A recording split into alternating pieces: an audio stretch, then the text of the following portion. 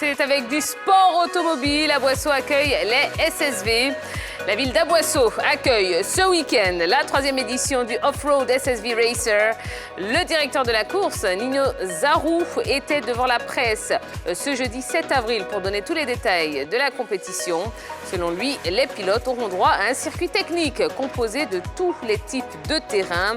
Le départ sera donné par le roi de Krenjabo pour ressortir en plein cœur d'Aboisseau. 17 équipages seront au départ pour une distance de 116 km.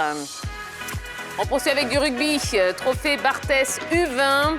Les éléphantos sont à Nairobi. La sélection ivoirienne U20 de rugby séjourne depuis quelques jours à Nairobi en vue de prendre part au trophée Barthès 2022. 8 équipes, à savoir le pays organisateur, le Kenya, Madagascar, la Tunisie, la Zambie, la Namibie, le Sénégal, le Zimbabwe et la Côte d'Ivoire, participent à ce tournoi. Pour leur première sortie ce samedi, les éléphantos croiseront le fer avec leurs homologues namibiens. Et puis, on va continuer avec du floorball, la politique de vulgarisation en marche. La Fédération ivoirienne de floorball initie depuis quelque temps une tournée en vue de promouvoir cette discipline sportive. Dimanche dernier, c'était la commune de Yopougon qui accueillait cette mini-caravane sur le terrain du Terminus 47. Plusieurs personnes, notamment les jeunes, ont participé à des séances de présentation et de démonstration à la pratique du floorball. Rappelons qu'avant, Yopougon, Cocody avait déjà été visité par la Fédération ivoirienne de floorball. Et puis en football, d'abord, Mondial Qatar 2022, le Brésil bientôt en amical contre le Maroc.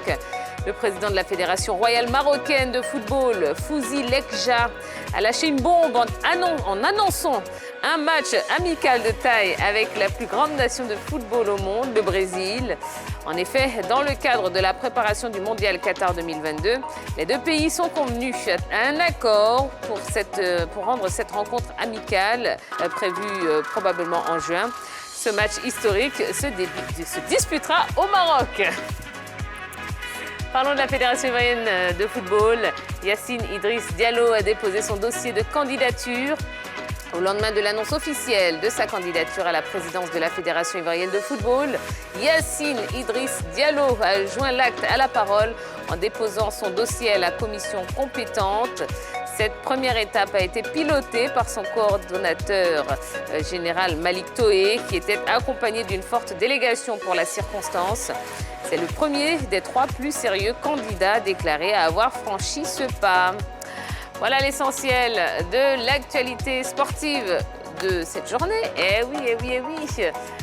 Ouais, il y a aussi mon actualité. Hein. Oui. Parce que là, je suis au studio pour sortir un son pour l'unité autour de l'élection de la Fédération ivoirienne de football. D'accord. On entend trop de choses là. Ouais, Donc ouais. moi, je fais sortir un son qui va marcher. Vous avez le refrain déjà ou pas? Effectivement. Allez, la Fédération ivoirienne de football. C'est vrai que c'est un peu long, mais après, c'est mon truc, c'est mon truc, voilà. Faut raccourcir. Faut raccourcir. Allez, la FIF. Ouais, ouais, il y a mon arrangeur qui m'a dit de raccourcir, mais après, c'est mon son. Hein. Ouais. Ouais, ce sont mes paroles.